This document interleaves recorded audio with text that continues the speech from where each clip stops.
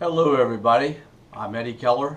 Welcome to part 2 of my drumming instructional tutorials. This section is strictly about warm-ups. How to warm up, what type of equipment, and so on. So let's get started. As I told you in the first lesson, the first thing you want to do is stretch. I use the wrist stretch or wrist wrestle sometimes. Feels like.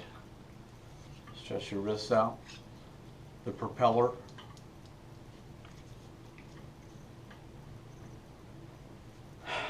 And then I'll talk to you about playing surface. Are you going to use a drum to warm up on?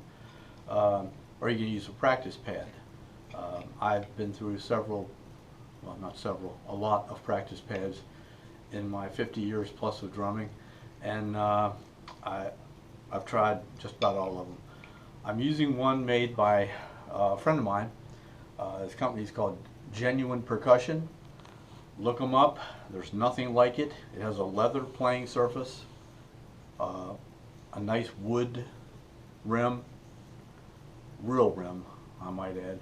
This is birch or maple, I can't remember. I think this is birch. But nothing plays like it.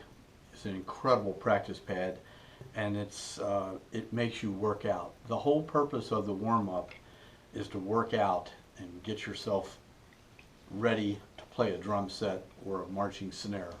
If you're in DCI, high school, college, middle school marching band, whatever, this will warm you up. So again, we're going to start 4/4 time signature, where a quarter note receives one beat, and in the different tempos, 120 beats per minute.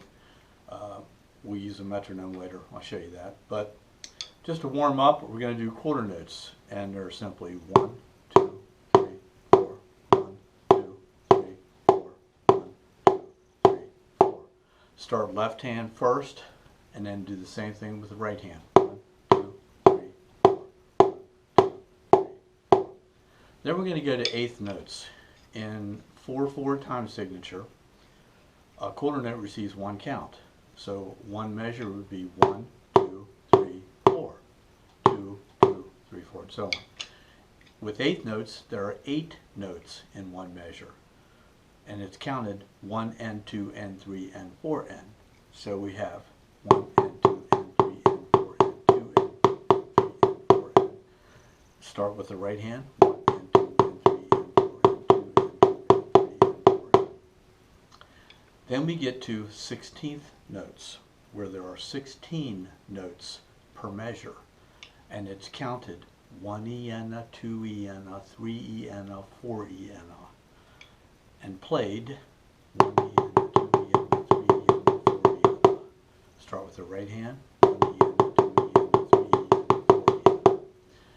Now when you get used to that and you want to take it up a notch, let's go to playing 24 notes in one measure of 4/4.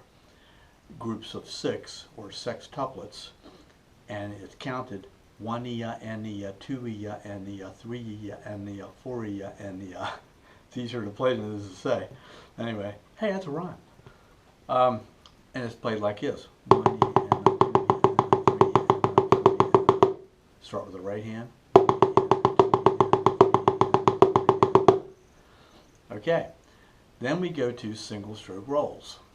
So 1, 2, 3, 4. Start right hand.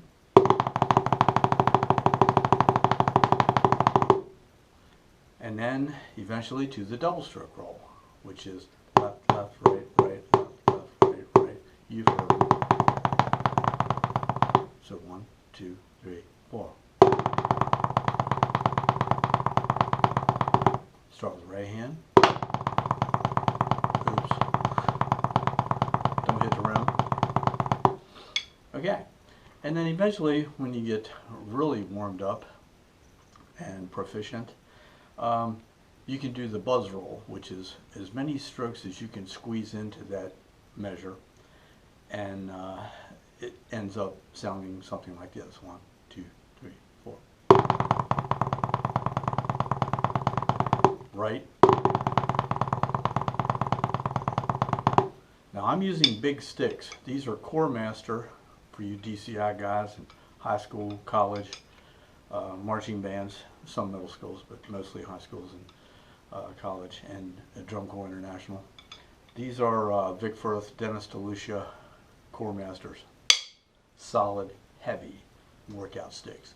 Chop builders. I call these chop builders, and I always suggest people warm up with chop builders, regardless of what you're playing afterwards on your drum set or snare drum.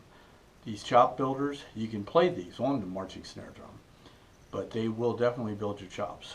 So, you know, you end up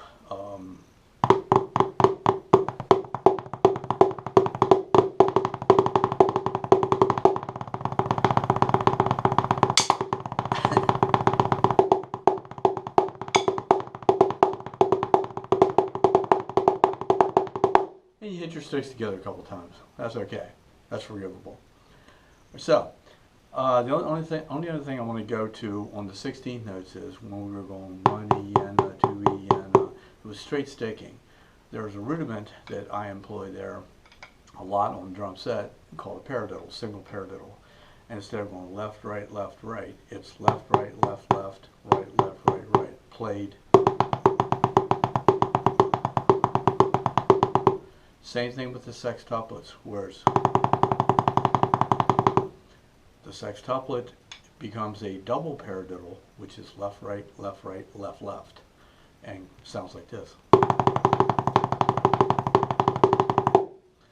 It comes into play on a drum set when you're playing around the drums and you're over on the floor tom and you need to get back to the hi-hat.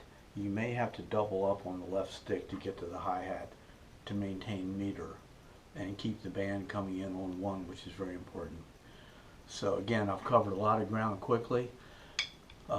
Sticks, pad, highly recommend. Check out Genuine Percussion. This is a wonderful drum pad. You can beat it.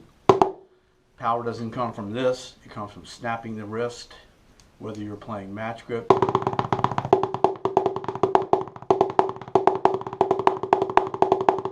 or traditional. Doesn't matter. The power comes in the wrist, not the arms. So when you go to your drum set, whether you're using 7A, 5A, 5B, 2B sticks, whatever, wood tip, nylon tip. So that's my warm-up exercise. I strongly suggest you do that. You go from here to your drum set, which is my next lesson, and you'll notice a world of difference when you start playing your drum set. You put these chop builders down, pick up your drum set sticks, and you're going to go, wow, I can fly. So again, Eddie Keller, and thank you for watching, and may God bless you, keep us all safe, and to all the first responders and caregivers, doctors, fire department, police, doctors, nurses, anyone I forgot, I'm sorry, but everyone that's taking care of us, let's do our part and help take care of them, help your neighbor, help each other, and we'll get through this. So again, may the Lord bless you, and by the way, happy Easter. Thank you.